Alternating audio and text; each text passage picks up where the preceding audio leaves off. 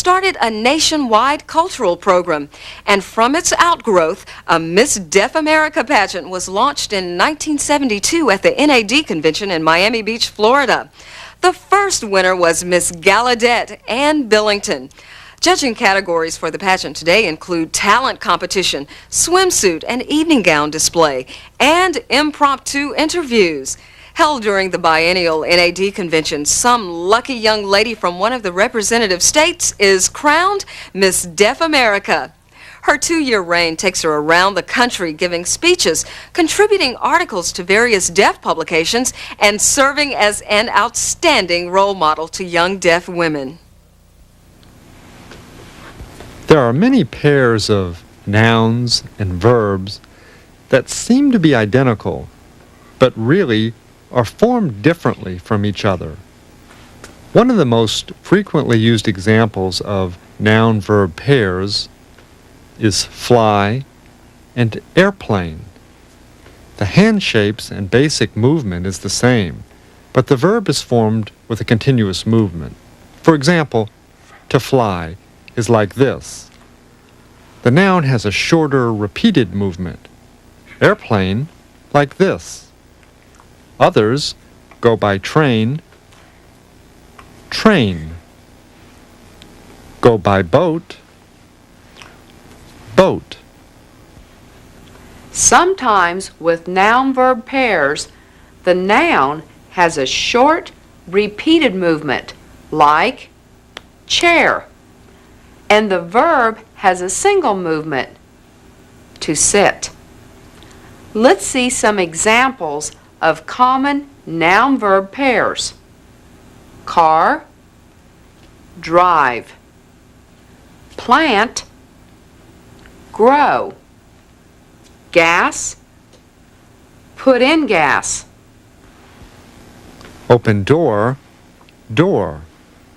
Open window, window. Open book, book. Cut, scissors. Call on the telephone, telephone. Meet together, meeting. Lock, key. Some verbs are formed with a double movement, so the noun is made with a different kind of double movement. The noun usually has a smaller, more restrained movement than the verb, like to sweep and broom. Let's look at some noun-verb pairs where the verb has a repeated movement and the noun has a smaller restrained movement. For example, comb hair, comb.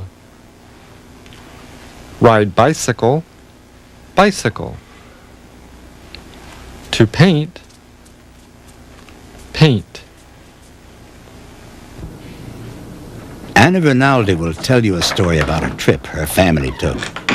Watch closely and see how much you understand as she signs the story without voice. Then she'll repeat the story, and we will add voice to help you.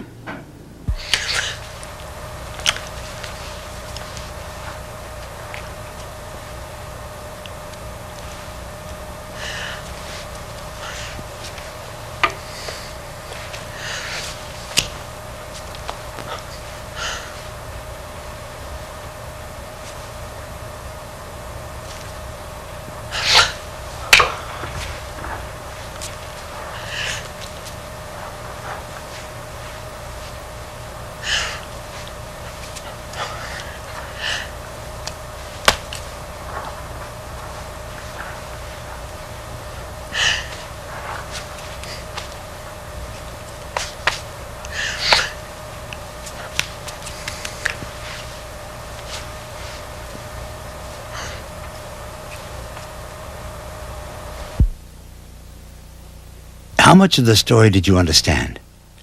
Let's watch again, this time with voice to help you. Last summer, I took my family to Disney World.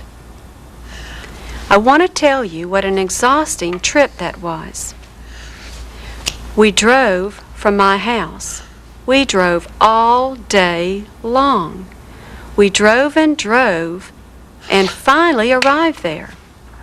And then what did we do? We stood in lines.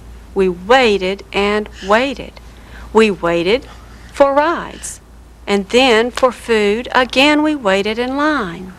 We stood and stood. We even waited to go to the bathroom. I was not happy. My children loved every minute of it.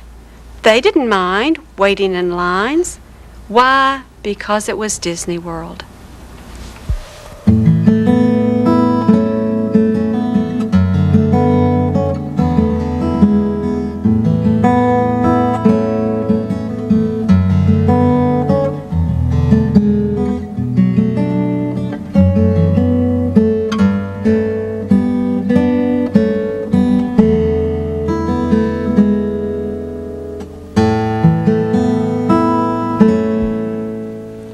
I think the part of the program on noun-verb pairs really demonstrates how new signers should be careful in their sign production. One of the biggest mistakes that new signers tend to make is to sign too fast. Don't do that, because some signs may not be clearly formed. You may use a double movement with a sign and unknowingly change that sign from a verb to a noun, so be careful. I'm sure you recognize a lot of grammatical mistakes a new signer makes. I guess you have difficulty understanding, just like when I listen to a person from another country trying to use halting English. I get a little impatient.